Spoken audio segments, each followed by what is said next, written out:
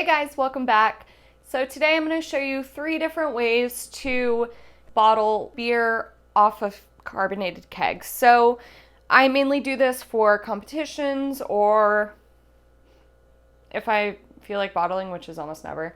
But I always bottle off of my carbonated kegs now so you don't get sediment at the bottom. I really hate shipping beers and then seeing someone review them after they've been completely shaken up with a cross-country trip and they're all cloudy. So to prevent that, we bottle off of kegs, so all the sediment is at the bottom of the keg, it's not in your beer, and I use floating dip tubes so that everything stays at the top, whatever. So the 3 ways I'm going to show you is one with just a hose off the tap. That's how I fill my growlers. The second way is with a Blickman beer gun, which I will show you guys. And the third way is with Great Fermentation's counter pressure filler, which is called a tap cooler. So to start, let's go ahead and fill a growler. I've been using the same piece of tubing forever. I have inner tap taps, so they just screw off. There's a bunch of fittings, so you can get a fitting that's got a little flare on it to connect it to some tubing. So this is like the easiest thing in the world. I don't recommend doing this if you're sending something to a competition or like you want to save a beer. Because, there's no way to prevent oxygen from getting into this growler unless, you have a separate rig. But this is a nice way to, if you have people over and want to send them home with some beer. Not that you're allowed to have people over anymore. But, for beer pickups. So, literally just stick it in, open the tap. I don't even turn it down from serving pressure. The tube will go all the way down to the bottom of the growler and you'll get minimal foam. It's fine. And you know what? If you cap on top of the foam, technically you shouldn't have very much oxygen in the beer to oxidize it. But again, you're going to oxidize it a bit just because we didn't purge the growler with CO2. Let's see if I can show you guys how much is filling.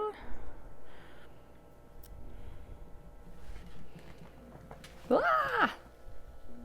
That one had a bit more foam than I was anticipating.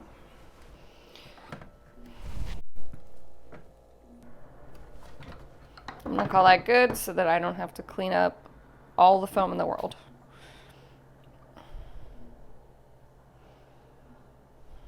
Again, this one is not a perfect science. This is by far the messiest way. Usually I end up spilling a bunch at the end too, and I can never figure out these growlers. Not good at those. All right, so that's one way. I'm gonna go dump this now, obviously, because this is a mess, and then I just pop this off, sanitize it. I actually leave this tap on just in case someone swings by and wants a quick growler. Please don't ask to come to my house. Full disclosure, I already recorded this entire video and it was out of focus. So, the first growler filled fine. You can see a clip of it here. Cranberry beer going in here pretty well. It's set at like 7 PSI just because I overcarbonated it. Oh, it's so cold. So this is by far the easiest way to fill anything. If you're being lazy, there's nothing wrong with it. The only not ideal thing about this is if you're using an actual large growler, it's a little hard to maneuver around, but for this little guy, it's great. All right, so fill the top. You're gonna end up making a little bit of a mess no matter what you do.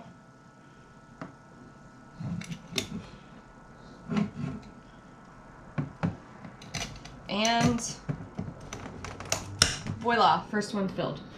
And yeah, I can do it. I'm just in a rush now. Okay, so now let's get to the beer gun. So I've had a beer gun for a few years now, and before I got my counter pressure filler, that was my primary way of bottling beer. It literally looks like a gun that shoots beer. Pew, pew. All right. Okay, so the idea behind this is you attach your sanitized tube to the back, you attach your gas hose to the bottom. Mine leaks a little bit. I think I just screwed it up, like over tightening it or something. So I typically will just leave my air off until I'm actually filling. It's like loose in there.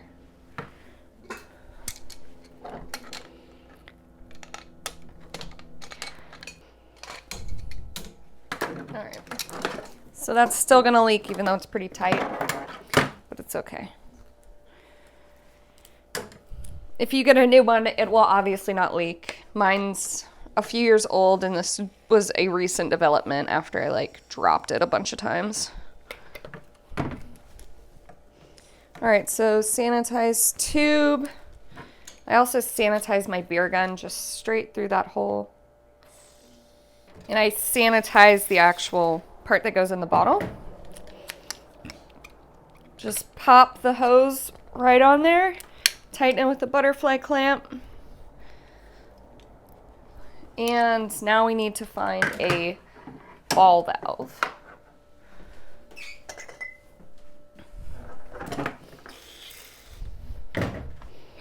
Okay, so the beer gun you can only fill straight off the keg. You can't fill from the tap. But that's usually not an issue. The only thing that sucks is you kind of have to leave your kegerator open. So I'm going to just pop this right onto my Imperial Red.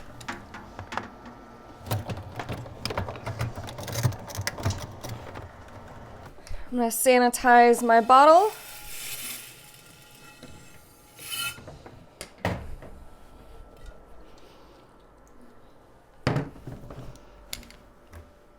All right, so turn on my air. I'm gonna put my air at like 3 psi. You gotta fill these pretty slow. So this lever puts CO2 into the bottle itself. And then this lever puts beer in. My keg isn't even hooked up to CO2 right now. This is just kind of residual, so that's why it's filling pretty slow. But the slower you fill, the less foam you'll get, which is nice because you can definitely make a huge mess like I just did. If you want a super foam free situation, you can freeze your bottles. It will prevent foam from happening. The reason beer foams when it gets warm is because the liquid itself is releasing the CO2. So it's actually, you're actually losing carbonation. So then I top it off with some more CO2. Throw a cap on.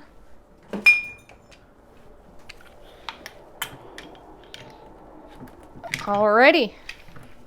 There we have it. So the nice thing about the beer gun is it leaves like the perfect amount of headspace for competition. It's like about that much. On the smaller bottles, it'll leave a little bit less, but it's like an inch and it's perfect.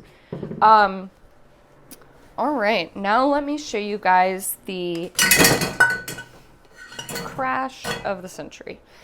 So now I'm going to show you guys the tap cooler counter pressure bottle filler that Great Fermentations makes. If you saw my video up here with the counter pressure can filler, it actually uses the exact same system. You just basically to do cans, you add some pieces.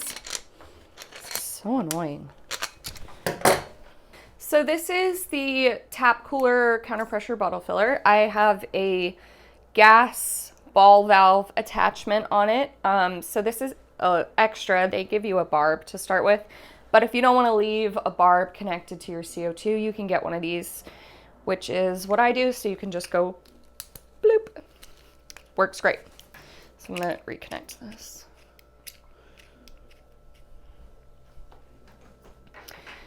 All right, so the basic function of this, so your beer comes through here. We're gonna use an extension for this. So how it actually comes, I can get this out, is like this. So this can hook right into your tap. So if you have like a Keezer or a converted refrigerator, you might be able to use this if you've got a straight vertical down. I can't use it because the angle at which this is and the fact that there's a surface here. So like if I'm trying to do this, it's like not gonna work because I can't get it on and it's not flexible. So they have an extension so that we can screw this part right onto the hose and then shove it in, and it's great. As I told you before, I've already made this video, so I know it works fantastic. Okay, so the basic pieces, this is what releases your CO2 through the bottom, and then this is your pressure release valve. So like as you're filling a counter pressure bottle filler, you basically pressurize to prevent foaming. So as you add the beer to increase your speed, you'll release some of the pressure that's in it, and then it'll still pretty much keep a tamper down on the beer itself to prevent it from over foaming and such. But I will just show you guys how this works. So I'm going to connect my hose that I'm going to sanitize, even though I just cleaned everything many times. And I'm gonna throw some sanitizer through there. So there's a gasket in there that will prevent it. Cool, that's in my shoe. All right, so I'm just screwing this on. It's been a weird video day. All right. So that section's screwed on. It's basically just an extender. So this is getting screwed on to, I don't need another gasket, do I? I don't think so. Do I? So another gasket in that part and screwing this on. The gaskets are actually important, I came to realize. Okay, so this shoves in there. Are we not gonna work now? There we go. It fits really nicely. It actually looks pretty slick. I like it with the one that I use with this hose, just because it looks nice. Okay, so we've got our bottle here. We're gonna connect our CO2 here. So you can run these at serving pressure. They suggest 15 PSI, but my hose isn't that long in the back, so I'm gonna run it at 10. My regulator is being so weird these days. Okay, so basically all you do, stick that guy in there. This little silicone thing kind of smushes onto the top of your bottle. Then you're gonna wanna turn on your hose. So, all right, so this is pressurizing. You can see the bubbles going in reverse on there. This is never quite tight enough. Okay, so it is pressurized. Like if I release this, it's gonna release all the pressure. So you can do that to get all the CO2 out. You can basically just purge your bottles this way. But when you start, you wanna have your pressure release valve closed. This looks counterintuitive, but it is closed there. All right, and then you can just turn on the tap.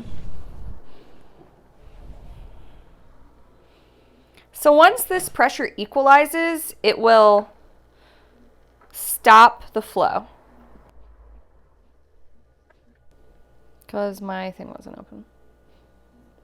Okay, so that's actually closed. So I had a little bit of pressure leaking out, which, I mean, it's pouring great, so. So by far, this is like the way to get the least amount of foam. You can almost get there with the beer gun, but you've got to be very careful with like how cold your bottles are, how much pressure you're using. I'm at 10 psi right now, and look how good this is going. And if you want to go faster, you open it up a little more. If you want to go slower, you close it a little bit more.